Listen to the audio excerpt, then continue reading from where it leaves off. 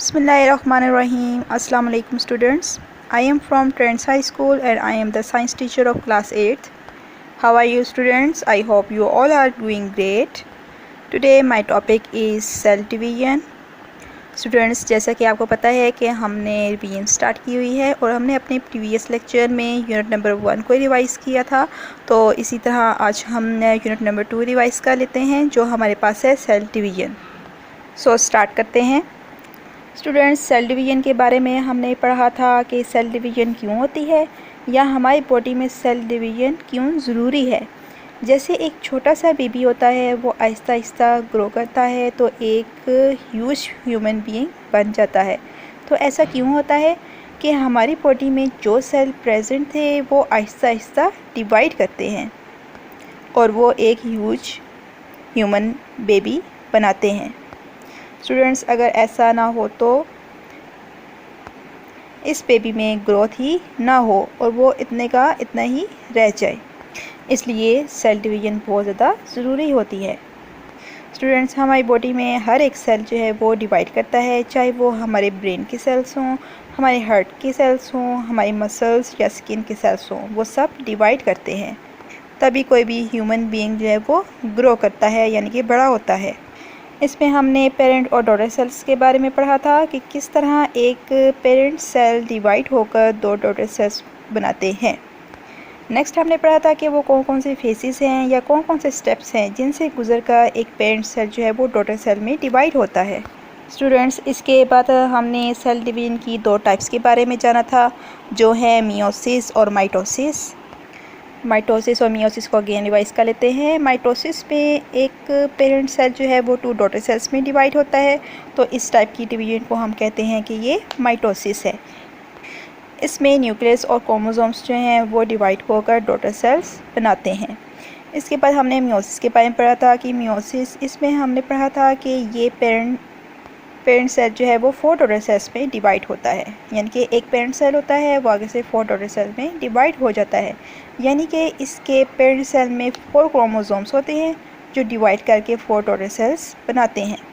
Next हमारा topic था heredity. Student, इसमें सबसे पहले हमने पढ़ा था कि हेरिडिटी क्या होता है।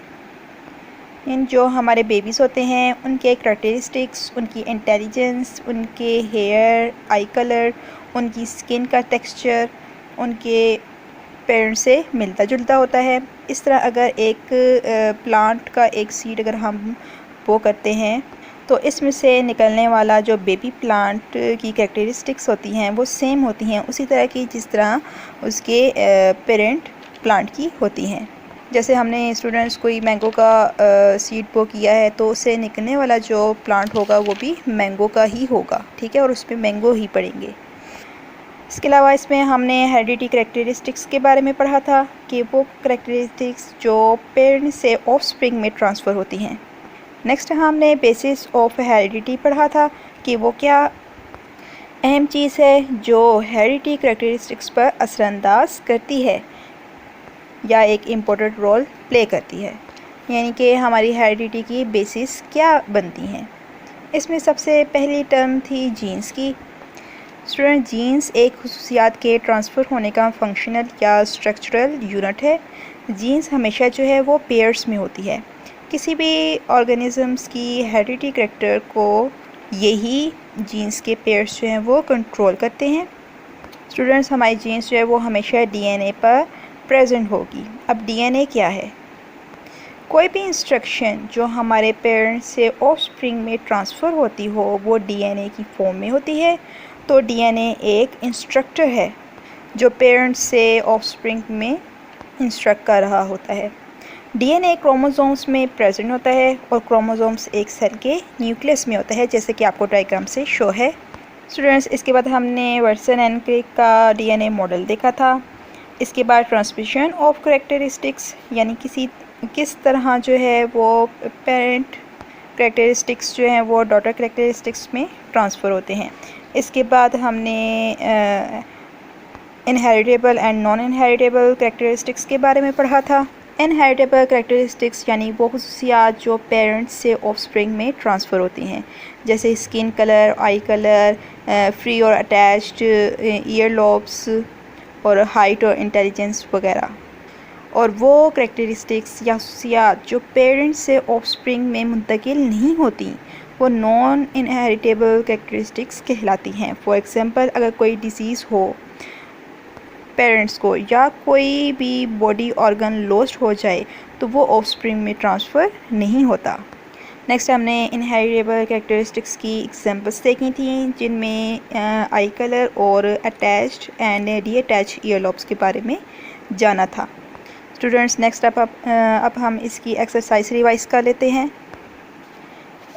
इसकी एक्सरसाइज में जो क्वेश्चन नंबर 1 था 2.1 वो था हमारे पास in circle the correct options, जिसमें फर्स्ट है cell makes copies of its chromosomes during, तो किसमें ड्यूरिंग इंटरफेस। सेल्स जो हैं वो ड्यूरिंग इंटरफेस जो है वो सेल की कॉपीज़ बनाते हैं। नेक्स्ट है the section of DNA which has information for making specific protein is called, तो वो क्या कहलाती है, न्यूक्लियोटाइड कहलाती है। 3 था chromosomes are made of, chromosomes किससे बने हुए होते हैं, क्रोमोसोम्स डीएनए से बने होते हैं, तो इसका आंसर है डी, डीएनए एंड प्रोटीन्स। 4 है the characters which are passed from parents to offspring, ऐसे कैरेक्टर्स जो पेरेंट्स टू ऑफस्प्रिंग मुंतकिल होते हैं उनको क्या कहते हैं, इनहेरिटेबल कैरेक्टर्स। 5 है an event that occurs during interface, कौन सा ऐसा इवेंट है जो ड्यूरिंग इंटरफेस जो है अकर करता है, तो वह है डुप्लीकेशन ऑफ क्रोमोसोम्स। 6 है reduction of chromosomes take place during meiotic 1, तो इसका बी ऑप्शन है। 7 है in humans a sperm has 23 chromosomes, egg cell has 23 chromosomes. 23 chromosomes जो है वो स्पर्म के होते हैं और एक्स सेल के 23 क्रोमोसोम्स ही होते हैं। 8 है zygote is formed by the fusion of, D option है इसका, sperm cell and egg cell. 9 है in humans the eye colour is developed due to the effects of genes, genes की वजह से जो है वो हमारे आई कलर में इफेक्ट आते हैं। 10 है which statement is correct, DNA has instruction for making proteins, A हमारे पास करेक्ट है। 2.2 क्वेश्चन हमने देखा था match the words of column A with the relevant word in the column B, A को हमने बी के साथ मैच करना था, तो ए में जो है डीएनए है फर्स्ट, तो डीएनए क्या है, जीन्स। साइटोकाइनेसिस के बारे में हमने पढ़ा था कि वो क्या था कि वो डिवीजन ऑफ साइटोप्लाज्म, जब साइटोप्लाज्म की डिवीजन हो रही होती है वो किस फेज में हो रही होती है, वो साइटोकाइनेसिस फेज में हो रही होती है। नेक्स्ट है free earlobes heredity of cytoplasm, zygote diploid cell है और एग क्या है, वो हैप्लॉइड सेल है। 2.3 क्वेश्चन है give short answers, short answers को हम रिवाइज कर लेते हैं। फर्स्ट है name 2 inheritable characters, 2 inheritable characters के बारे के नाम बताने हैं। आंसर है the name of 2 inheritable characters are eye colour and hair colour, जो पेरेंट्स से ऑफस्प्रिंग में ट्रांसफ़र हो सकते हैं।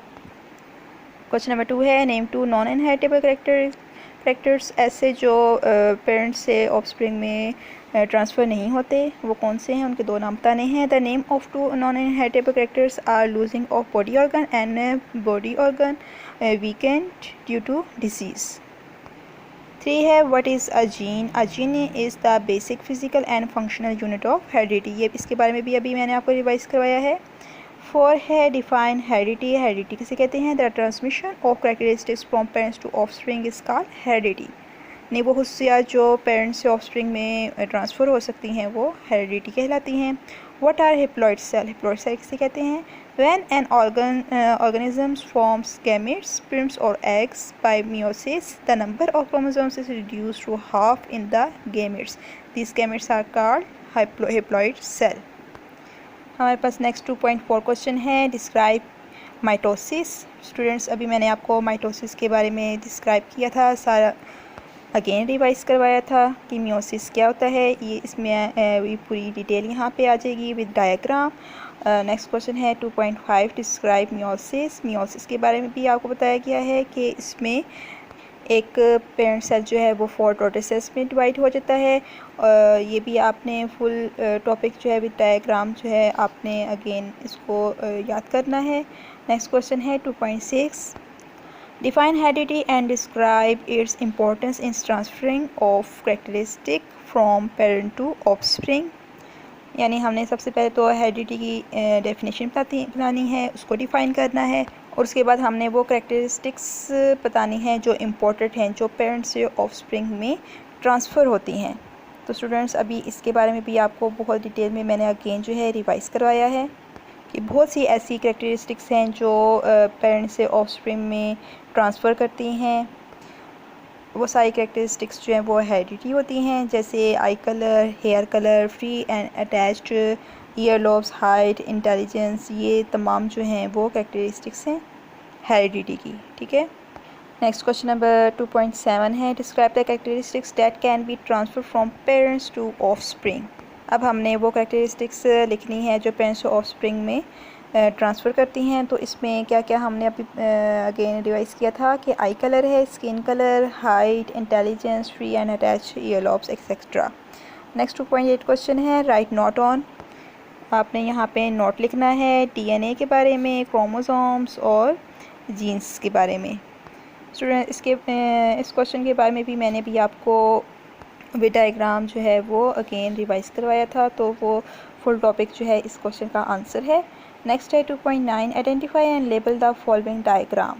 नीचे आपको एक डायग्राम दी गई है, उसको आपने आइडेंटिफाई करना है कि ये डायग्राम है कौन सी है, और इसको हमने साथ लेबल भी करना है। स्टूडेंट्स ये डायग्राम जो है वो क्रोमोसोम की है। ठीक है। इसके दो पार्ट्स को हमने डिवाइड करना है, एक जो है फर्स्ट जो है वो क्रोमेटाइड्स है और सेकंड जो है वो सेंट्रोमेयर है जो इसकी बिल्कुल सेंटर में है। स्टूडेंट्स आई होप कि आपने इस फुल चैप्टर को और इसकी एक्सरसाइज को अगेन अच्छी तरीके से अंडरस्टैंड कर लिया होगा। आई होप कि आपको इसकी रिवीजन में अगेन अच्छी तरीके से समझ आ गई होगी। अब आपने इस एक्सरसाइज को बहुत अच्छी तरीके से याद करना है और इसकी प्रैक्टिस करनी है। अल्लाह हाफिज़।